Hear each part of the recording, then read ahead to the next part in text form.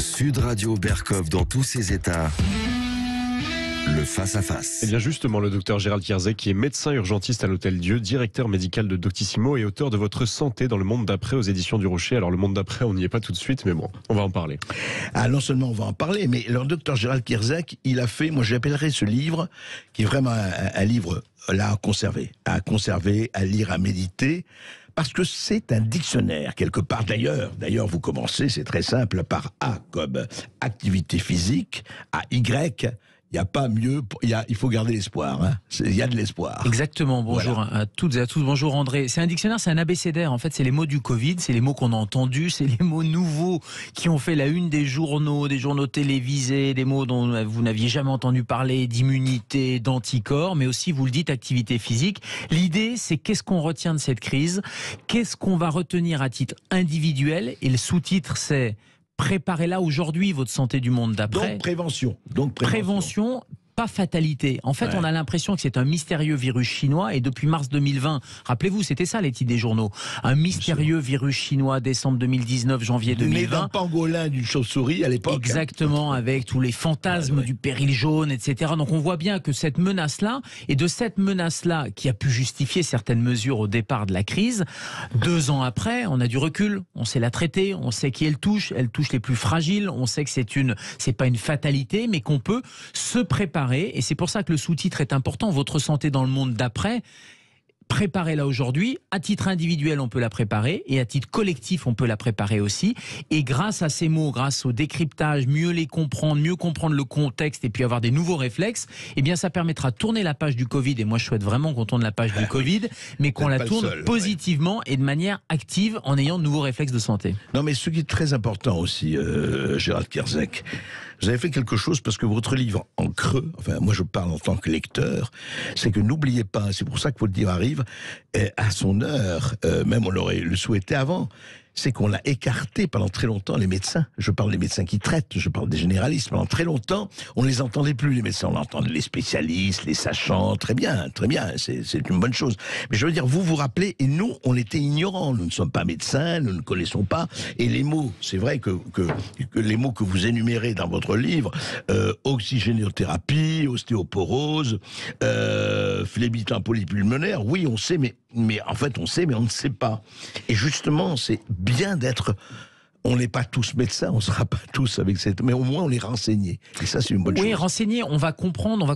Vous citez embolie pulmonaire, par exemple. On a perdu beaucoup de malades, malheureusement, au début de la crise. Mars, avril 2020, moi j'étais en fort Covid, l'hôpital Cochin, etc. Ces malades-là, on les perdait en mars-avril parce qu'on leur disait rentrer chez vous avec du Doliprane. Après, on a compris qu'il fallait les diagnostiquer précocement, faire un scanner avec injection, vérifier qu'il n'y ait pas un petit caillot qui bloque justement et ça fait une embolie pulmonaire, et on donnait des anticoagulants. Donc ça a métamorphosé la prise en charge.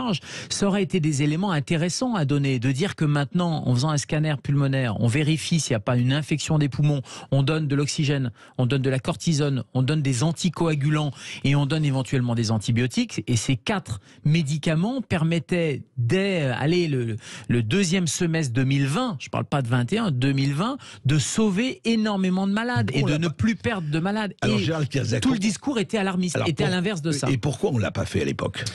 Parce que vous l'avez, on le savait déjà. Vous l'avez dit, il y avait les sachants, ou en tout cas il y avait une minorité qui parlait. Moi, vous savez, j'ai toujours tenu ce discours un peu de pragmatisme. On me posait souvent la question, vous êtes rassuriste ou vous êtes alarmiste? Mais je suis ni l'un ni l'autre. Moi, je suis un médecin pragmatique, de terrain, et je répondais avec un néologisme pragmatiste, et ni rassuriste ni alarmiste. Mais tous mes confrères et consoeurs, tous les soignants, parce qu'il n'y a pas que les médecins, ils ont fait leur boulot en fait depuis 2 ans. Et ça veut dire que, alors, même si pendant le confinement ça a été compliqué, mais très vite ils ont repris le dessus, ils ont fait ce qu'il fallait faire et ce qu'ils savaient faire dans une majorité silencieuse. Et il y a un biais extrêmement important entre ceux qui parlent et une minorité qui agit, une minorité agissante, très alarmiste, très parisienne. Et très sonore. Très parisienne, très dans l'alarmisme pour différentes raisons d'ailleurs, louables ou moins louables, et une espèce d'emballement médiatico-politique duquel moi j'ai essayé toujours d'apaiser et de m'extraire. C'est-à-dire que l'apaisement sanitaire, je pense, est extrêmement important. Moi, j'ai plein de gens qui me disent, que je croise dans la rue, et qui me disent merci docteur, parce que au moins on s'accrochait à ce que vous nous dites, ce que vous nous disiez, sans être dans l'alarmisme, sans être dans la négation non plus. L'idée, c'est pas d'être ni anti ni pro, mais c'est de donner les informations. C'est le but de ce livre, c'est de donner des informations, expliquer les mots, et quand on comprend, quand on a le même vocabulaire, finalement, c'est moins anxiogène. Donc le but, c'est d'apaiser. C'est un peu un livre anxiolytique. Oui, c'est vrai. Non, mais il devrait être remboursé par la sécurité sociale, hein, c'est ça, Gérald Kierzek. Je sais pas, si on arrête de faire des tests à tout va, on économiserait déjà 1,6 milliard par mois. Ça permettrait de réinvestir, peut-être pas dans mon livre, mais de réinvestir dans la santé. Pourquoi pas? Parce que c'est ça le problème. C'est-à-dire que je parle en filigrane, c'est un livre un peu politique aussi, dans le sens où on parle de la crise des urgences qui est antérieure à la Covid-19. On parle de la crise de l'hôpital, de la crise de la médecine de proximité. Vous parlez des médecins généralistes, etc. Cette crise structurelle du système de santé, c'est un message politique et on est dans une période politique. La santé, c'est un sujet politique. Malheureusement, on voit qu'on l'a traité de manière alarmiste, on l'a traité de manière dans l'actualité uniquement sous l'angle du Covid, et tout le reste, ça a été balayé. Est-ce que ça devient un thème de santé, un sujet de campagne politique? Je suis pas sûr. Oui, sauf qu'effectivement, on la traiterait plus en politique qu'en sanitaire, et c'est tout le problème, c'est là où le bas blesse. On va continuer à en parler, Gérald Kierzek, après les informations et avec vous. Et que vous souhaitiez parler du Covid ou de la santé publique dans sa globalité, vous nous appelez au 0826 300 300. Ici Sud Radio. Les Français parlent au français. Je n'aime pas la blanquette de veau. Je n'aime pas la blanquette de veau. Sud Radio Berkov dans tous ses états. Et demain à Arles, la France dans tous ses états. Nous serons en direct de midi à 14h sur Sud Radio. Et si vous voulez assister, parler et dire ce qui se passe, nous sommes là pour faire la feuille de température des Français à 1 mois et demi des présidentielles. Appelez-nous, inscrivez-vous au 0826 300 300. Demain, Hôtel Voltaire à Arles, où coule le Rhône, bien sûr. Eh bien, Gérald Kierzek, cet abécédaire, effectivement, cet abécédaire vraiment de préventif, auscultation, cerveau, vous parlez de tout et de façon très claire, très informée et très simple. Et effectivement, c'est comme après 2 ans de Covid, de confinement, d'informations contradictoires, il y a eu quand même beaucoup de paranoïa, et on parlait pendant la pause de c'est un anxiolytique, ce que vous avez fait, une bonne chose, mais il y a eu quand même beaucoup de paranoïa, il y a beaucoup d'hypocondriaques, etc. Il y a eu cette espèce d'angoisse incroyable pendant 2 ans, pas seulement en France d'ailleurs. Mais il y a une espèce d'angoisse hygiéniste. Alors l'hygiénisme, c'est un mouvement au 19e siècle, Pasteur, ça a sauvé beaucoup de vies, c'est les vaccins, c'est grâce à Pasteur et à cet hygiénisme-là, et traiter les eaux usées, etc., qu'on a sauvé beaucoup de vies. Bien sûr. Mais on a viré dans une espèce de délire hygiéniste, dans un discours très alarmiste, très anxiogène, avec au passage, et je vous disais pendant la pause, il y a un effet qu'on connaît peu, c'est l'effet nocebo. Vous savez, on parle de l'effet placebo, c'est-à-dire je vous donne de l'eau sucrée, je vais vous dire que ça va vous guérir, et vous allez y croire, et à partir de ce moment-là, vous allez guérir, c'est-à-dire que c'est vous-même, vous allez activer vos processus d'auto-guérison. L'effet nocebo, c'est l'inverse. Si je vous angoisse, si je vous inquiète, vous allez engager chez vous des processus qui vont déprimer votre système immunitaire et qui vont vous rendre malade. Si vous lisez la notice d'un médicament, par exemple, vous allez avoir les effets secondaires. C'est ce qu'on appelle l'effet nocebo.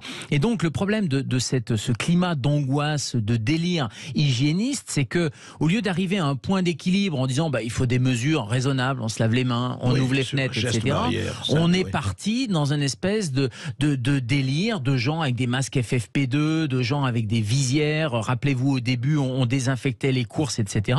Il y a encore des gens qui sont dans cet état-là, j'allais dire, je parle d'état parce que c'est un état psychologique qui les a mis en situation de vulnérabilité. Alors, je disais en rigolant, on a fabriqué une génération spontanée d'hypocondriaques. C'est vrai qu'il y a beaucoup de gens qui sont devenus hypocondriaques. Il faut revenir à un point d'équilibre. La vie, il y a des microbes, vous savez, sur la table, là, devant moi, quand je touche, il y a plein de microbes. Sur ma peau, il y a plein de microbes. C'est même les microbes, les bactéries qui vont me permettre de cicatriser si je me brûle ou si je me fais une blessure. C'est pas toujours des microbes qui sont pathogènes. pathogènes, comme on dit, qui vont entraîner des maladies. Et cet équilibre-là, on l'a complètement oublié. C'est-à-dire qu'on a oublié la raison. On est parti sur de l'émotion, sur de la peur, sur un égrenage de mort à la télévision, sur c'est un virus qui va tous nous tuer, ça va exterminer. Oui, ça va exterminer l'espèce humaine. Alors au début, on avait peut-être des raisons d'avoir peur. Rapidement, on a compris que ça allait pas être le cas et qu'il fallait au contraire être dans l'effet placebo et être dans l'optimisme. Le pessimisme tue, l'optimisme peut sauver des vies. Mais Gérald Kierzek, comment vous expliquez quand même, et encore une fois, il ne s'agit pas de critiquer X ou Y, quand vous expliquez que quelqu'un responsable politique peut arriver à dire attention, dans un café, vous pourrez consommer assis, mais pas debout, parce que le virus n'attaque à 1,50 m de hauteur, mais quand vous êtes assis ou couché, le virus vous épargne. Non mais comment peut-on arriver à cela ? Non, mais l'idée, c'était de dire, il y a moins de brassage de personnes qui passent derrière les gens, derrière le bar, etc. Il y a moins de monde. Moi, à la décharge du responsable politique, ils avaient des avis contradictoires, ils avaient des avis divergents, les études changeaient, etc. Après, je crois qu'il y a eu un vrai changement de cap début 2021, où le président de la République, quand même, et je crois que ça, on peut pas lui le retirer, a dit, on ne confinera pas. Et il a gardé ce cap contre l'avis de tous les alarmistes, contre l'avis, rappelez-vous, les tribunes dans le JDD, les enfermistes, comme on dit dans le JDD, de gens qui disaient on va être obligé de trier les malades, ça va être terrible, alors que globalement dans les services hospitaliers, y compris pendant la première vague, à Paris il y avait moins 40% de passages dans les services d'urgence quand même. Il y a des gens qui sont morts, non pas du Covid, mais parce qu'ils étaient chez eux et ils n'osaient pas venir à l'hôpital et ils sont morts d'un AVC ou d'un infarctus. Il faut quand même le rappeler. Ils n'osaient pas venir à l'hôpital. Ils n'osaient pas venir à l'hôpital. Bah oui, quand vous avez quelqu'un qui sur un plateau télé dit c'est terrible, alors qu'en réalité il y a moins 40% d'activité dans son service, vous voyez, ça pose problème et ça a affoler les gens inutilement. Mais ceci étant dit, le politique donc a donné ce cap-là en janvier 2021. Après fin 2021, puisque la stratégie c'était le vaccin, on a une solution, c'est le vaccin. On va l'imposer à tout le monde. Le politique a choisi ce cap-là. Donc il a été obligé, parce qu'on voyait bien qu'Omicron c'était quand même un virus plutôt bénin, d'en rajouter un peu. Et c'est là où on est reparti sur un discours très alarmiste, de chiffres de contamination. J'en parle dans le livre d'ailleurs, mais regardez le glissement sémantique. La première vague, c'était une vague de saturation hospitalière. Après, on a eu non plus les chiffres des morts. C'était fausse, il n'y avait pas de saturation hospitalière. Il y a eu de la surtension, de la surchauffe hospitalière dans le Grand Est, dans les réas en Île-de-France, pas ailleurs en Île-de-France et pas ailleurs sur le territoire. Mais le glissement sémantique, c'est qu'on a parlé de vague. Première vague, c'était la vague de saturation hospitalière. Pour arriver, alors je les compte même plus les vagues, c'était quoi, 4e, 5e, la dernière, là, ou 5e vague. C'était une vague, non pas de saturation hospitalière, mais c'était une vague de cas positifs, de gens pas malades. Donc on voit bien qu'on a glissé progressivement. Dans les chiffres aussi, regardez les chiffres. Au début, c'était la saturation des réanimations. Et puis rapidement, vous avez les données officielles de Santé publique France qui ont englobé les taux de saturation, etc. C'était plus les services de réa, c'était les soins critiques. Mais ça change considérablement la donne, parce que les lits de réa, on en a 5000 en France. Les soins critiques, on en a 20 000. Et donc, si vous glissez progressivement de réa, 3000 réa sur 5000, vous dites, oulala, on est à plus de la moitié, voire à 80% de saturation. Si vous glissez, on a 3000 malades de soins critiques, et les journalistes, vous avez aussi confondu un peu soins critiques, réanimation, etc. Vous dites 3000 malades sur 20 000, c'est pas beaucoup finalement. Donc on a gardé cette espèce de 3000 sur 5000 de ratio, et ça a toujours donné cette impression d'avoir des chiffres terribles. Et les nombres de contaminations, ça a été finalement notre indicateur. C'était un très mauvais indicateur. Surtout si vous rajoutez à ça que plus vous testez, plus vous avez des gens pas malades qui ont des tests positifs. On arrivait là à un argument politique pour passer des mesures politiques, mais qui n'avaient plus rien de sanitaire. C'est ça, non mais ça a été la mainmise du politique sur le sanitaire, et c'est très clair pour le meilleur et pour le pire. Mais je voudrais, quand on parle justement, vous parlez d'immunodéprimés, etc., enfin, tout ce qui s'est passé, est-ce qu'il y a eu en fait, comment dirais-je, est-ce qu'on a vraiment... parce que vous voyez ce livre-là, en fait, ce qu'il aurait fallu, c'est vrai, pendant tout ce temps-là, c'est, vous l'avez fait vous et quelques-uns, mais d'expliquer de quoi on parle, justement, d'expliquer les mots MOTS sur les mots MAUX. Et on a l'impression qu'il n'y avait pas ça. Regardez, les modélisateurs, je ne sais pas si vous avez utilisé modélisation, je ne me rappelle pas dans votre livre. Oui, mais... modélisation, épidémiologie. Juste un épidémiologiste, André, 2 ans après, tout le monde devrait savoir que c'est un statisticien. Que par exemple, 2 épidémiologistes célèbres qui sont sur les plateaux plutôt enfermistes et qui donnent des conseils sur la vaccination, elles, parce qu'il s'agit de 2 femmes, ne sont pas médecins, par exemple, mais statisticiennes, éminentes statisticiennes, mathématiciennes ou physiciennes, mais ne sont pas médecins. Or, 2 ans après, plein de gens pensent qu'un épidémiologiste ou une épidémiologiste, c'est un spécialiste des épidémies, alors que c'est un spécialiste des chiffres et qu'ils ne sont pas forcément médecins. Mais vous avez raison, il fallait expliquer. Moi, c'est ce que j'ai fait parce que mon rôle de directeur médical de Doctissimo, on explique sur Doctissimo, on explique à TF1, je suis consultant pour TF1 et LCI aussi, c'est mon rôle avant le Covid, ça a été mon rôle pendant le Covid aussi, sans prendre part. Moi, je suis pas là pour être ni rassuriste ni alarmiste, je suis pas là pour être dans un débat, j'ai toujours refusé les débats, parce qu'un débat avec 2 médecins qui se tapent dessus, un qui est pour, un qui est contre, rappelez-vous l'histoire de la chloroquine, etc. C'est très anxiogène. Ce que les gens voulaient, c'était un décryptage. Donc, je l'ai fait, quelques autres l'ont fait aussi. C'est le but de ce livre-là. Essayer d'être objectif. Je regrette que le conseil scientifique, qui a conseillé le politique, le conseil scientifique, il a eu un rôle extrêmement néfaste. Il aurait dû conseiller le politique et ne pas apparaître dans les médias. Quand il apparaissait dans les médias, c'était toujours anxiogène, de manière extrêmement anxiogène. Ça mettait le politique dans une situation difficile de rattrapage. Alors, est-ce que c'était un ballon sonde ou pas? Je ne suis pas sûr. Je pense qu'à un moment donné, il y a eu une vraie velléité du conseil scientifique, peut-être de prendre une forme de pouvoir politique, de biopouvoir. En tout cas, le conseil scientifique. Le conseil scientifique, c'est un rôle de conseil. Il reste dans l'ombre et il conseille, et c'est le politique qui doit arbitrer. Et s'il vient dans les médias, c'est pour expliquer, c'est pour décrypter la situation, c'est pour donner les faits, un peu comme le fait, vous savez, quand il y a des problèmes de sécurité ou d'attentat, il y a le procureur de la République qui vient et qui explique les choses, qui donne la situation factuelle. Eh bien, c'est ça qui a manqué. Mais je crois qu'il y a eu, écoutez, véritablement une erreur de casting. Quand je dis erreur de casting, les gens n'étaient pas à leur place. Comme vous dites, le scientifique, et d'abord la science, vous le savez mieux que personne, la science, c'est le doute. Ce n'est pas de venir affirmer, c'est de voir, après on discute, on a découvert ça, etc. etc. La science, c'est toujours ça. Mais ce qui a été étonnant dans cette histoire, et pour revenir à votre livre, Votre santé dans le monde d'après, en fait, on est toujours dans le même monde. C'est-à-dire, est-ce que ce n'est pas toujours, et vous en parlez, la position de ceux qui disent, écoutez, nous on est médecins traitants, on fait avec nos connaissances, on vous dit ce qu'il en est, et d'autres qui disent, non, justement, modélisateur, épidémiologiste, et donc, il va se passer ça, on va avoir 500 000 morts, etc. Et je voudrais vous demander, vous étiez déjà médecin au moment de H1N1. Oui, bien sûr. Est-ce que ça n'a pas été une espèce de, je dirais, de modélisation, enfin de maquette réussie ou pas de ce qui s'est passé aujourd'hui 10 ans avant? H1N1, il y a eu une espèce d'emballement aussi, une espèce de panique, de peur. Pourquoi? Parce que les virologues, depuis des années, pour ne pas dire des décennies, nous disent un jour on va avoir un virus extrêmement sévère. Et donc, à chaque fois qu'il y a un virus qui sort un peu des clous, chaque année, il y a une grippe un peu, j'allais dire variante, parce que le mot variant, là aussi, que j'explique, c'est le mot qui panique et qui fait peur, alors que tout virus a des variants. C'est son mode de reproduction et que ces variants sont globalement moins sévères que la souche initiale.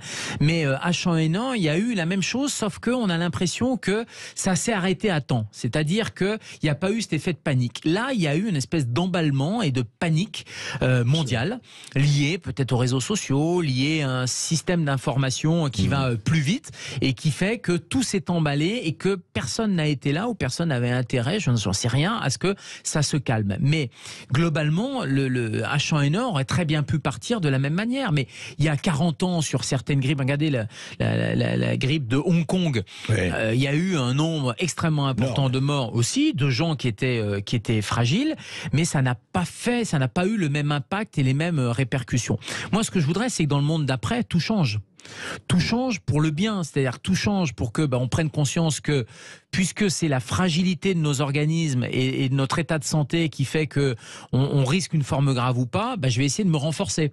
L'immunité naturelle, le sommeil, l'alimentation, l'activité physique, le poids, bref, tout ce que je peux faire en termes de prévention. J'aimerais que dans le monde d'après, le politique, justement, se saisisse d'un sujet que nous, urgentistes ou hospitaliers ou même médecins, on tire la sonnette d'alarme depuis un certain nombre d'années. J'aimerais que ça change dans le monde d'après. C'est vrai, mais ce que vous dites, et en fait, c'est le message, même pas caché de votre livre, responsabilisez-vous. Chacun d'entre nous doit se responsabiliser là-dessus. La santé, c'est tout. On se retrouve tout de suite après cette petite pause avec le docteur Gérald Kierzek. Et vous réagissez au 0826 300 300. Ici Sud Radio. Les Français parle-t-on français? Les carottes sont cuites. Les carottes sont cuites. Sud Radio Berkov dans tous ses états. Et avec Gérald Kierzek, qui est lui aussi dans tous ses états, pour avoir écrit Votre santé dans le monde d'après. Préparez-la aujourd'hui. C'est un appel à tout le monde, c'est vrai. Prenez-vous en charge. Aide-toi, le médecin t'aidera et c'est son rôle. Alors, je voudrais parler un peu de ça. Par exemple, pourquoi vous parlez de sérologie dans votre livre, enfin tout est cité. Pourquoi effectivement on ne pourrait pas, c'était trop cher de faire de la sérologie de chacun pour savoir si les anticorps, parce que on est tous différents, hein, chacun est différent de l'autre. Pourquoi on n'a pas plus pratiqué la sérologie et c'était autant les tests? Alors je ne sais pas s'il faut les opposer, mais c'était pas trop cher parce que de toute façon, regardez, les tests ça coûte 1,6 milliard par mois pour rien du tout. Donc globalement, l'argent, même si c'est un pognon de dingue, il y en a quoi qu'il en coûte. Si je reprends un peu des phrases célèbres. Mais non, les sérologies, et je le dis dans mon livre, la sérologie c'est de mesurer les anticorps, sauf que l'immunité c'est beaucoup plus compliqué que les anticorps. Ouais. Vous, André, vous êtes peut-être avec une sérologie basse, mais parce que vous avez une immunité cellulaire qu'on ne mesure pas par la sérologie, des cellules de défense immunitaire qui sont fortes, et vous avez une résistance au virus. A contrario, quelqu'un a peut-être des anticorps élevés, au plafond, oui, comme on dit, mais parce qu'il a une comorbidité, un facteur de risque ou autre, et une immunité qui est globalement plus faible. Donc en fait, il n'y a pas un marqueur, il n'y a pas un dosage qui vous dit fort ou faible, protégé ou pas protégé. Donc c'est une erreur de penser, c'est peut-être l'erreur qu'on a faite. On a traité et appréhendé cette crise de manière binaire dans tous les domaines, pro-chloroquine, anti-chloroquine, pro-vaccin, anti-vaccin, et alors que c'est beaucoup plus compliqué que ça. La science est plus compliquée, la médecine l'est encore plus, parce que tout n'est pas scientifique en médecine, et votre santé, qui est une chose différente de la médecine, qui est encore une chose différente de la science, c'est trois domaines complètement différents, qui se recoupent évidemment, mais il faut le rappeler. On ne connaît pas tout, et la sérologie n'est pas le gold standard, et donc voilà pourquoi il était juste de ne pas faire des sérologies. Dans certains cas, probablement, ça aurait été intéressant, notamment quelqu'un qui avait eu le Covid, de lui faire une sérologie, et avant de se poser la question de lui faire la 3e ou la 4e dose, oui, pourquoi pas. Mais chez d'autres, je pense aux immunodéprimés, la sérologie n'est pas forcément un bon marqueur. Donc en fait, effectivement, c'est pour ça qu'il faut rappeler, il faut vraiment rappeler ce que veut dire quoi. Et alors, vous parlez aussi bien de la peau, je dirais des protéines, du paracétamol. Voilà, on a toujours dit. Alors, c'est l'histoire du paracétamol. Je voudrais qu'on s'arrête un moment là-dessus. Vous en parlez. Ça a été quand même l'horizon indépassable de notre temps pendant 6 mois à 8 mois. C'est-à-dire, restez chez vous et prenez du paracétamol. C'est formidable, quoi. Ouais, parce que un syndrome viral, c'est ce qu'on donne aux gens. Ce qu'on n'avait pas compris, c'est que les plus fragiles, et là on aurait dû tout de suite identifier les plus fragiles, et on les connaissait, hein, plus de 65 ans, obèses ou immunodéprimés ou avec des comorbidités extrêmement importantes. Ces patients-là, il fallait les surveiller, et on les surveille, et je les surveille comme le lait sur le feu, comme disait ma grand-mère. Ouais. Pourquoi ? Parce que rentrez chez vous, prenez du Doliprane, ça c'est valable quand vous n'avez aucun facteur de risque, parce que le risque d'aller à l'hôpital et de faire une forme grave, il est extrêmement faible. On aurait pu rajouter, et moi je le fais depuis des mois et des mois, pas dire des années maintenant, prenez un saturomètre en oxygène, j'en parle aussi dans le livre, pour mesurer le taux d'oxygène. Ça vaut moins de 20 balles, et vous pouvez vous surveiller le taux d'oxygène, et quand ce taux d'oxygène il baisse, avant même que vous ayez des symptômes, il faut tirer la sonnette d'alarme et faire ce fameux examen qui est le scanner, qui permet de voir si vous n'avez pas une embolie pulmonaire ou une infection des poumons. Mais rentrez chez vous, prenez du Doliprane, c'était quelque chose qui est devenu une espèce de mantra, parce qu'on n'avait pas autre chose, et puis parce qu'on n'avait pas su cibler les mesures, et ça c'est dommage, parce que dès 2-3 mois, nous praticiens de terrain, on les ciblait ces mesures, et on aurait aimé que le discours soit relayé. Moi je le relayais dans les médias, il n'était pas toujours relayé de cette manière-là, mais ça aurait été plus intelligent. Je ne parle pas de vous, on vous a vu, et heureusement, à la télévision, à la radio, etc. Mais pourquoi tout cela n'a pas été plus relayé? Moi, c'est vraiment une question, je ne suis pas le seul qui me rend. Je me dis qu'il y a eu une information, comme vous dites, binaire, c'est-à-dire on était d'un côté ou d'un autre, et ça se bagarrait là-dessus. Et puis il y a eu ce qu'on appelle un biais cognitif, peut-être de la part des journalistes, c'est-à-dire qu'au début, on s'est dit le facteur limitant, c'est la réa. Donc on va inviter des réanimateurs. Et ces réanimateurs, alors que c'était un problème de réa peut-être en mars-avril, rapidement, en 3-4 mois, c'était plus un problème de réa, parce que les malades, on les traitait avant la réanimation, et que les réas, elles étaient saturées, mais comme avant la crise, puisque les réanimations, il y a un nombre de lits qui est contingenté, bien sûr. Et donc du coup, ils sont, et il faut les saluer, les collègues réanimateurs, parce que c'est un métier difficile, mais du coup, la réa n'était plus le facteur la jauge pour juger de cette crise. COVID, Or, on a continué à inviter des réanimateurs qui continuaient à avoir leur service plein, puisqu'ils le sont depuis 10 ans, leur service plein. Il y a les cancers, les AVC, les et leur cardiaques, métier, c'est de voir des malades graves. Donc forcément, ils avaient ce biais cognitif de ne voir que des malades graves, et ils voyaient avec leurs lunettes de réanimateur qui nous faisaient partager à la télévision ou à la radio ou dans la presse en disant oui, c'est très grave, etc. Alors que c'est une infime majorité des malades. Quand je dis une infime majorité des malades, moi j'aime bien rappeler 2 chiffres pour donner un peu le contexte. Oui. Le taux de mortalité de cette maladie, c'est 0,09%, donc on est à moins de 0,1%, ce qui veut dire que 99,9% des gens n'auront pas de forme grave et n'en mourront pas, surtout, enfin en tout cas n'en mourront pas. Il faut rappeler 0,09%. Exactement, le taux de mortalité. Que les gens qui vont en réanimation, c'est une minorité aussi, parce qu'on ne connaît pas le dénominateur, on ne sait pas le nombre de gens qui ont été contaminés. Rappelez-vous la première vague, si on avait fait des tests comme on les fait maintenant, mais on aurait trouvé un nombre considérable de cas positifs. Bien sûr. Et ça aurait, là aussi, effondré le nombre, la gravité, le taux de mortalité ou le taux de létalité. Kierzek, à un moment donné, se disait, et enfin je parle au grand public, c'est être positif, c'est être malade. On disait le nombre de cas, je vous assure que beaucoup de gens disaient regardez, il y a des milliers de cas, mais c'est pas alors les malades. C'était des cas positifs et des gens qui n'étaient pas malades. Mais rappelez-vous, au tout début, moi je me revois à TF1 et à LCI dire il faut sortir de l'idée que je te touche, je te donne le coronavirus, tu meurs. Parce qu'on était vraiment dans cette idée-là. C'est-à-dire qu'on était dans une espèce de paranoïa assez terrible. Je te touche, t'as le corona, tu vas mourir. Non, c'est 99,9%. Et on le savait d'emblée. Les premières publications ont montré que le taux de létalité, c'est-à-dire le taux de mort sur le nombre de gens malades. Létalité et mortalité, c'est pas la même chose. Le taux de mortalité, c'est le nombre de morts sur la population générale. Et c'est ça qui est à moins de 0,1%. Le taux de létalité, c'est le nombre de morts sur le nombre de cas qui sont contaminés. De cas contaminés, pas hospitalisés. De cas contaminés, bien sûr. Mais on avait un biais complet. Quand on avait les études chinoises, on voyait des gens jeunes aller en réa, etc. Et ils calculaient le taux de létalité, qui est devenu, dans le langage populaire, le taux de mortalité, en disant, mais regardez, il y en a 5 qui rentrent à l'hôpital sur 100 malades, ça fait 5%.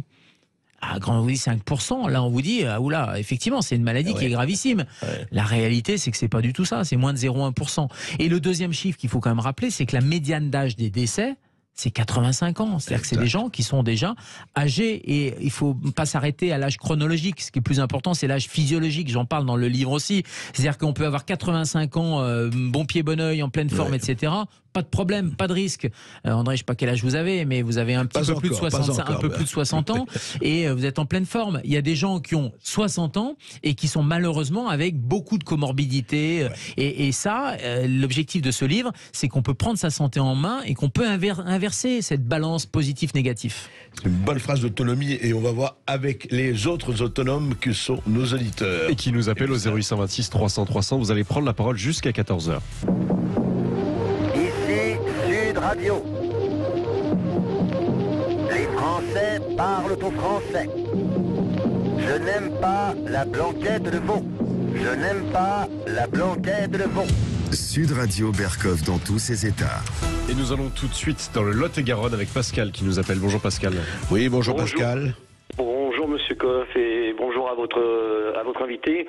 Écoutez, toujours de très bonnes émissions, hein, à partir de midi jusqu'à 14h, excellente. Merci. Voilà, moi je vous appelle parce qu'en fait nous avons eu, alors pour moi je dis le Covid, mais bon, je vous expliquerai pourquoi je le vois comme ça. Oui, je suis sophrologue, donc bon là j'ai bien sûr arrêté mon activité pendant les 10 jours que nous avons eu avec mon épouse, et donc j'ai été autorisé entre parenthèses, parce que moi on m'autorise rien, si j'ai décidé c'est comme ça, c'est pas autrement.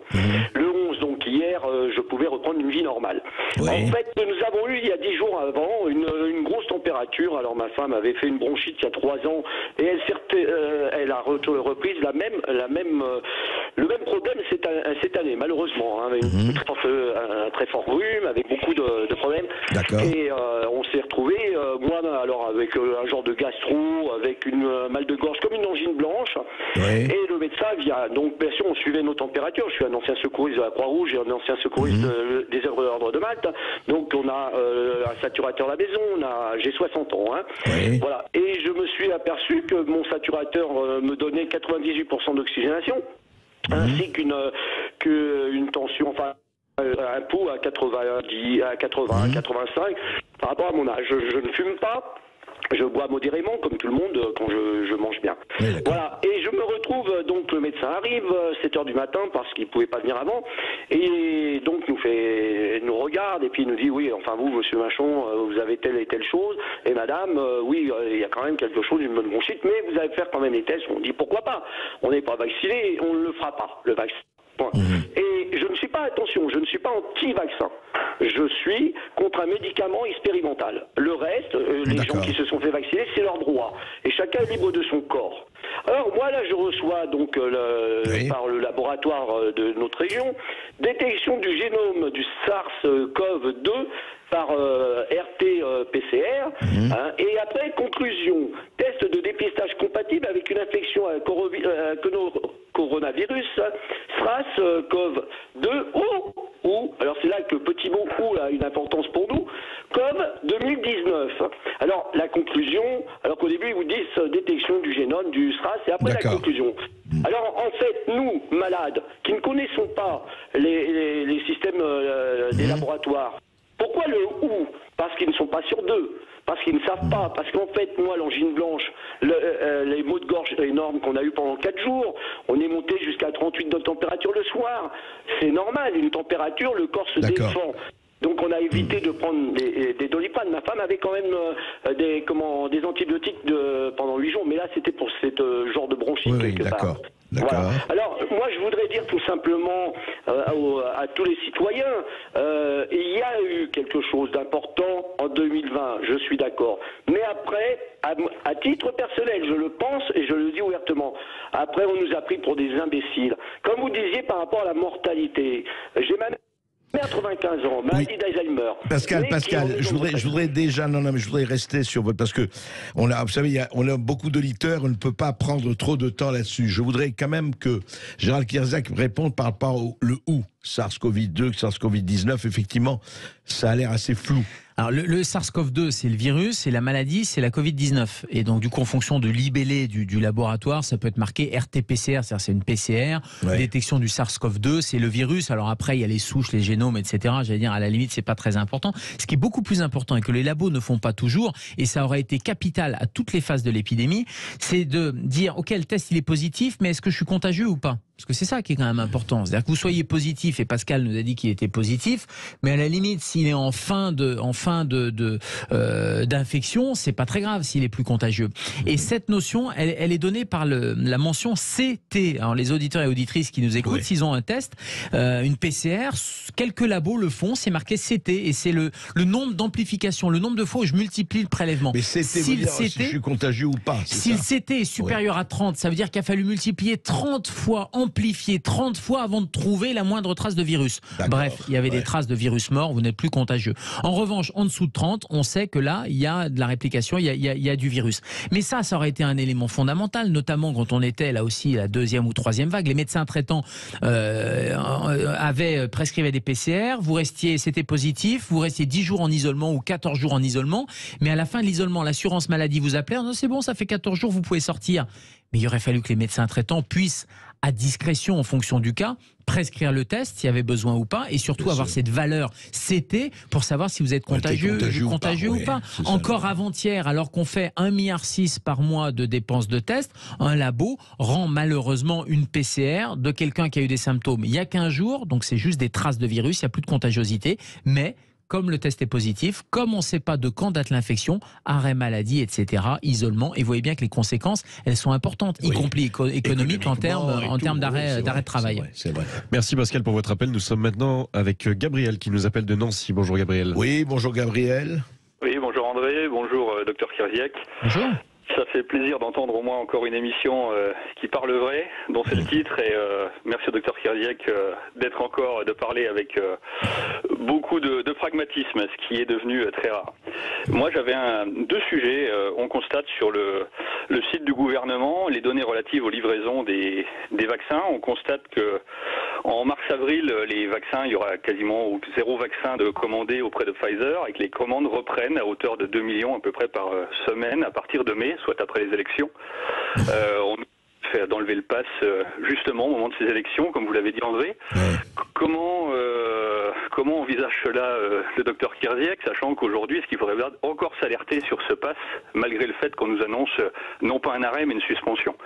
Sachant que tout est derrière le sceau du conseil scientifique, donc derrière des normalement médecins, est-ce que ça décrédibilise pas un petit peu le monde médical, justement, ce conseil scientifique ? Gérald Kirzeck. On a parlé un peu du conseil scientifique où je pense qu'il aurait dû garder ce rôle de conseil et que effectivement ça a un peu manqué probablement de pragmatisme. Après les arbitrages ils sont politiques. Le conseil scientifique c'est un conseil et l'arbitrage il a été politique. Sur les vaccins, je crois que les vaccins, il faut être assez clair. Le vaccin protège des gens qui sont fragiles, donc il faut vacciner les gens qui sont fragiles. Après il y a une stratégie politique qui est de dire on vaccine tout le monde. C'est pas parce que on dit qu'il faut cibler qu'on est anti-vax. Le vaccin, il faut le rappeler, sauve des vies. Alors après, sur les commandes là, ça va dépendre d'un certain nombre de choses, et notamment, est-ce qu'il y aura un vaccin adapté aux souches qui circulent, parce que c'est quand même un problème d'avoir un vaccin qui n'est pas adapté aux souches qui sont en circulation. Vous avez vu qu'Israël a suspendu la 4e dose pour tous, mais vraiment la cibler sur les gens fragiles. Donc on voit bien qu'il va falloir changer de pied en termes de stratégie vaccinale, et autant on avait une sortie de crise médiatico-politique en disant je vaccine tout le monde, on fait le pass vaccinal, etc. Autant là, il va falloir revenir à de la médecine de bon sens, c'est-à-dire bénéfice-risque. Qui bénéficie ? Les gens qui sont à risque, donc je vaccine les plus fragiles uniquement. Et de cette stratégie-là va dépendre les commandes. Donc je veux surtout pas alimenter, tomber ou crédibiliser des théories il y a des gens qu'il faut écouler les stocks, etc. Je pense que il y a pas ça derrière. Mais il y a eu vraiment une stratégie qui est de dire on a une arme, on utilise cette arme massive et on va vacciner tout le monde. Là, il faut quand même maintenant revenir à des choses assez raisonnables. Et le pass vaccinal, j'ai eu largement l'occasion de m'exprimer. Le pass vaccinal n'a pas d'intérêt à partir du moment où vous avez un vaccin qui ne protège pas, qui n'empêche pas la contamination, la transmission, etc. Le pass vaccinal n'a pas d'intérêt. Ça serait différent éventuellement si ça protégeait de la transmission. On a vu que la 5e vague, c'était des gens vaccinés essentiellement qui contaminaient. Et juste Dr Israël, pour ajouter à ce que Dr Kirzeck, juste en Israël, on sait que il y a eu beaucoup de gens de 2e, 3e dose qui se sont retrouvés à l'hôpital, hein, avec, c'est vrai, avec, non parce qu'on disait le vaccin. Et moi, encore une fois, je suis pas du tout anti-vax, au contraire, je suis vacciné, je l'ai dit. Mais on disait le vaccin protège des formes graves. C'est pas vrai. On sait aujourd'hui statistiquement qu'il ne protège pas toujours des formes graves. On ne peut pas dire que le vaccin ne protège pas des formes graves. Le vaccin protège des formes graves, et il faut le redire, et quand on a des facteurs de risque, il faut se vacciner, etc. C'est plus discuté actuellement chez des gens qui n'avaient pas de facteurs de risque, parce que le risque de la maladie étant proche de 0, voire de 0, la protection d'un vaccin, alors que vous n'avez pas de risque de la maladie, vous voyez, la balance bénéfice-risque, ça change considérablement. Vous avez raison, mais les enfants, c'est pareil. Mais il y a eu des effets indésirables. On ne peut pas le nier. Alors, les effets indésirables, il y a des effets indésirables à court terme qui sont plutôt mineurs, des myocardites, des inflammations du péricarde, qui sont mineurs et qui régressent relativement rapidement. Après, encore une fois, c'est une histoire de balance bénéfice-risque. Avoir un effet secondaire chez quelqu'un qui a 80 ans, qui risque une forme grave, et si ça lui sauve la vie, c'est pas grave d'avoir un effet secondaire. En revanche, avoir le même effet secondaire chez un gamin qui a 0 risque de mourir du Covid, faut pas le vacciner, tout simplement. Donc c'est pour ça que la vaccination des moins de 12 ans, à mon avis, ça serait une erreur. D'ailleurs, je sais pas si vous avez remarqué, mais aux États-Unis, la demande d'autorisation de mise sur le marché a été suspendue pour l'instant. Donc il n'est pas question de vacciner les enfants. Mais ce qui est un peu dommageable dans cette crise, c'est qu'on n'a jamais pu avoir ce discours un peu raisonnable. C'est-à-dire qu'on était soit pro, soit anti. Dès que vous commenciez à dire il faut cibler les mesures, on vous traitait d'anti-vax. Dès que vous essayez d'avoir un discours modéré d'explication, on vous disait vous êtes contre, ou alors vous êtes un dogmatique. Il y a une espèce de doxa scientifique qui, je trouve, assez terrible, parce qu'on est passé de la médecine ou de la science à de la morale ou à du scientisme. Et ça, c'est terrible. Absolument. Et ça, c'est grave. Tout à fait. Et on se retrouve dans un instant avec nos auditeurs qui continuent de poser des questions au 0826 300 300. Ici Sud Radio. Les Français parlent au français. Les carottes sont cuites. Les carottes sont cuites. Sud Radio Berkov dans tous ses états. Et nous allons au soleil à Narbonne avec Philippe qui nous appelle. Bonjour Philippe. Oui, bonjour Philippe. Oui, bonjour, comment allez-vous? Très bien, très bien. Voilà, écoutez, moi j'ai quand même deux petites questions à poser au docteur Kierzek. Allez-y. Déjà, comment dire, quelles sont ses compétences? Ce monsieur se dit médecin urgentiste, d'accord? Comment dire, il a un devoir, comment dire, c'est un docteur, d'accord? Oui. Donc il est soumis à une certaine déontologie. Où est le principe de précaution, d'accord? D'où un médecin urgentiste a des compétences en infectiologie, en virologie. Déjà, dans un premier temps. Et dans un deuxième temps, je ne comprends pas pourquoi, dans ce cas-là, il n'a pas beaucoup plus tôt, mais alors beaucoup plus tôt, depuis d'ailleurs avril 2020, soutenu ses pairs. Notamment en virologie, il suffit d'aller sur un site qui classe au niveau international les spécialistes du domaine, qui sont le docteur Perron, le docteur Raoult et même Madame Orion-Claude. Comment dire, pourquoi n'a-t-il pas beaucoup plus tôt fait éloge et comment dire, dans un... Oui. Et dans un... Voilà. Non, d'accord. Écoutez, non, mais c'est bien. Là, vous avez posé des questions. Mais merci de rappeler qu'il y a la déontologie à laquelle je suis soumise. D'ailleurs, dans le livre, on parle de confraternité, de déontologie. Et j'ai toujours, depuis le début, mais vous pouvez reprendre tous mes écrits, toutes mes interventions, étaient extrêmement déontologiques et confraternelles, y compris avec des gens qui ne l'étaient pas eux-mêmes. Deuxièmement, je ne suis jamais rentré dans un débat, justement, alarmiste, rassuriste ou de conflit, parce que je trouvais que c'était pas de l'information et que mon rôle c'était d'informer les gens et de manière la plus apaisée possible. Troisièmement, vous citez le professeur Raoult, le professeur Christian Perron, qui ont eu un rôle important dans cette crise. Malheureusement, ils ont été catalogués, ils ont pris des positions et ont été catalogués d'un côté de la barrière, j'allais dire du côté des rassuristes, de l'autre côté il y avait les alarmistes.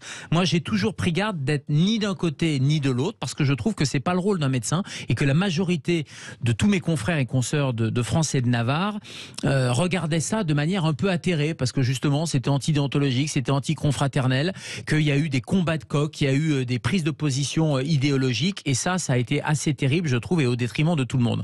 Quant à des gens comme Christian Perron ou Didier Raoult, qui ont été, il faut le dire, lynchés, vous savez, les médias, c'est les 3 L, hein, je lèche, je lâche et je lynche.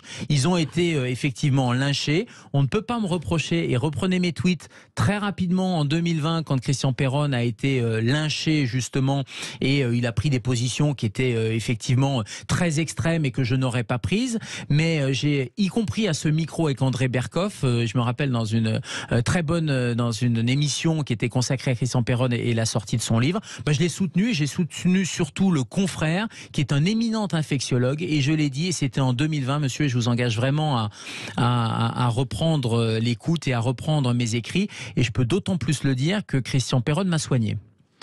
Et voilà. C'était bien avant le Covid. Voilà, vous voyez, il faut toujours aller vers les précisions, hein, mon cher Pascal. Oui, il faut bien aller vers certaines précisions, mais je sais pas, j'ai trouvé que moi, personnellement, entre le début de la crise et la fin, il y a eu un revirement, d'accord, de votre, de votre part, et tout à votre honneur, hein. Il n'y a que, je vais dire un petit gros mot à l'antenne, que les cons qui ne changent pas d'avis, mais ce que j'aurais aimé savoir, c'est qu'est-ce qui vous a fait basculer? Qu'est-ce qui vous a, comme ça, à l'antenne, devant des millions de gens, qu'est-ce qui fait que, justement, voilà, tout ce qui se passe maintenant avec le Omicron et tout ça, vous vous battez, dites-moi. Mais monsieur, depuis le début de la crise, et c'est intéressant parce que j'étais au micro de RFI, on a repris ce que je disais au micro de TF1 sur les éditions spéciales, etc. Je ne renie pas un mot, je ne retire pas un mot de ce que j'ai dit. Pourquoi? Parce que j'ai toujours été sur une ligne de crête pour ne pas tomber dans les excès ni pro ni anti, ne pas être dans le dogmatisme, mais d'être dans de l'information. Et vous pensez bien que quand vous avez 8 millions de téléspectateurs au JT de TF1, quand vous avez 3 minutes, vous ne pouvez pas expliquer des choses qui mettraient 1 heure pour expliquer, pour donner le contexte. Donc vous dites l'essentiel, sans mentir, sans affoler, avec une information qui est la plus compréhensible pour tout le monde. C'est ça le métier de chroniqueur ou de journaliste médical. Le seul problème, c'est qu'on est tombé dans un dogmatisme dans cette crise. On est tombé dans une hystérie collective, et les médecins y ont largement contribué. Mais je crois que je n'ai pas à rougir quand je me regarde devant la glace, parce que je ne retire pas un mot de ce que j'ai dit, et j'ai toujours essayé de le faire avec honnêteté et avec apaisement. Un médecin, encore une fois, c'est pas rassuriste, mais ça doit être rassurant. Et vous n'avez, je pense que ça ne vous a pas échappé, qu'il y a des gens qui sont tombés d'un côté ou de l'autre, d'autres ont retourné leur veste, si on parle trivialement, etc. Moi, je pense que j'ai jamais retourné ma veste, tout simplement parce qu'il n'y avait pas de veste à retourner. Ma veste, elle était, c'était ma blouse blanche, et cette blouse blanche, elle était, depuis le premier jour de la crise, en renfort Covid avec les effectifs, la nuit de garde et le lendemain sur le plateau de LCI ou de TF1. Voilà, ce n'était pas Gainsbourg qui disait « j'ai retourné ma veste quand je me suis aperçu que la doublure était en vison ». C'est pas le cas de Gérald Kierzek. Et nous allons maintenant à Nice avec Monder qui nous appelle. Bonjour Monder. Oui, bonjour Monder. Oui, allô. Oui, allô, bonjour. Oui, bonjour, on vous écoute, Monder. Bonjour. Écoutez, merci beaucoup pour votre émission parce que vous êtes vraiment la seule personne à qui on peut encore parler de cette crise soi-disant sanitaire, au passage. Voilà. On vous écoute. Donc moi je voulais dire au médecin que le problème c'est qu'il fait semblant de parler que de médecine en évacuant le côté politique. Je sais très bien qu'il parle de rassurisme, il faut pas tomber dans l'excès, tout ça et tout, mais il faut quand même bien nommer les choses. Voilà. Donc, on a parlé politique, on a parlé de politique, vous dire. Non, je sais pas pour défendre Gérald Kierzek, qui se défend lui-même, mais on a parlé dans l'émission. Je ne sais pas si vous avez pris l'émission en cours. On a bien expliqué que les politiques avaient évidemment un rôle non négligeable à jouer dans cette histoire. Ils l'ont joué d'ailleurs, pour le meilleur et pour le pire. Mais je vais vous dire, heureusement que le politique a repris la main, parce que rappelez-vous, 2020, les médecins qui voulaient nous enfermer, début 2021, etc. Le politique a repris la main, repris le contrôle sur le conseil scientifique. Moi, je me rappelle de la première intervention du président Macron, où on voyait bien qu'il y avait une espèce de mainmise du scientifique, de peur, en disant ça va être un virus terrible, etc. Et puis progressivement, le contrôle a été repris pour des raisons politiques, et je vous rejoins, monsieur, choisir une stratégie qui est de dire, allez, c'est le tout vaccin, le pass vaccinal, etc. Là où je reproche à certains de mes confrères ou consoeurs, c'est que la médecine j'allais dire quelque part, a collaboré alors que c'est pas le rôle de la médecine. La médecine, elle doit faire de la médecine. La science, elle doit dire ce qu'est la science à l'état des connaissances à date. Vous savez, il y a le professeur Alla qui était membre du Haut Conseil de la Santé publique qui a démissionné en disant, moi, en tant que scientifique, au Conseil de la Santé publique, je suis pas là pour faire le service avant-vente ou après-vente des décisions politiques. C'est un peu malheureusement ce qu'a fait la médecine et le Conseil scientifique. Choses très différentes. S'il vous plaît, excusez-moi 2 secondes, mais vous avez dit qu'au début, il n'y avait rien, alors qu'il y avait des traitements. Moi, je suis à Nice. Monsieur Estrosi a pris l'hydroxychloroquine. Il voulait que tout le monde la prenne. Donc, vous voyez qu'après, il a tourné sa veste. Donc, il n'y a vraiment rien de médical là-dedans, mais du politique. Voilà. Donc, il fallait bien insister dessus, docteur, parce que les traitements, il y en avait. Il y en avait. Vous dites que vous faites comme si le vaccin allait durer encore longtemps, qu'il fallait vacciner des gens fragiles, tout ça et tout. Mais beaucoup de choses ont été prouvées que ça ne marche pas, docteur. Ça ne marche pas. Les traitements, donc, il y en a. C'est très, très politique ce qu'on veut nous faire. On veut piquer les gens coûte que coûte. Les traitements, il y en a, les traitements précoces, j'en ai parlé, l'oxygène, l'antibiothérapie si besoin, les anticoagulants, la corticothérapie. Il y a aussi le diagnostic précoce, ça c'est extrêmement important. Et quand vous parlez de politique, vous avez raison, moi ce qui me gêne dans le pass vaccinal, et j'ai eu l'occasion de le dire et de le redire, c'est que finalement on jette l'opprobre sur une catégorie de la population, et cette catégorie de population en disant que c'est eux qui sont responsables de tous les maux, et en particulier de l'engorgement des services de réanimation, ce qui est faux, ça fait 10 ou 15 ans que les services de réanimation sont engorgés. C'est pas les non-vaccinés qui subitement engorgent les services de réanimation. L'autre chose qui, sur le plan politique, me gêne, mais politique au sens noble, pas politique politicienne, politique au sens organisation de la cité, c'est de créer des catégories de citoyens différentes. Et le non-vacciné, aujourd'hui, c'est votre voisin, mais demain, ça sera vous, André, ou ça sera moi, parce que par votre comportement, par votre religion, par votre couleur de peau, on vous dira, vous êtes responsable de telle ou telle chose. Et c'est à l'inverse des valeurs politiques que je veux soutenir, qui sont des valeurs de solidarité et d'humanité. Et ça, c'est extrêmement gênant avec ce pass vaccinal où on espère qu'il va sauter très rapidement. Et rappelons juste un moment, quelque chose, Gérald Kierzek, heureusement, pour le moment, c'est pas en France, enfin heureusement. Vous savez qu'au Canada, on a Trudeau est en train de dire que la personne qui ne sera pas vaccinée, eh bien, il aura des problèmes avec son compte bancaire. C'est arrivé là, le Canada en est là. Trudeau a fait hier une conférence en disant, attention, si vous n'obéissez pas à tel ou tel problème, il dit, les non-vaccinés, on vous prévient, on va attaquer vos comptes bancaires. Et ce n'est pas une fake news, tout le monde peut le vérifier. Oui, ils ont eu une politique extrêmement drastique avec contrôle dans les supermarchés, etc. Bien sûr, à la canadienne, j'allais dire, pour avoir vécu 1 an au Canada, je connais un peu le système. Ils sont by the book, comme on dit, c'est-à-dire qu'il y a la règle et il faut pas être en dehors de la règle, etc.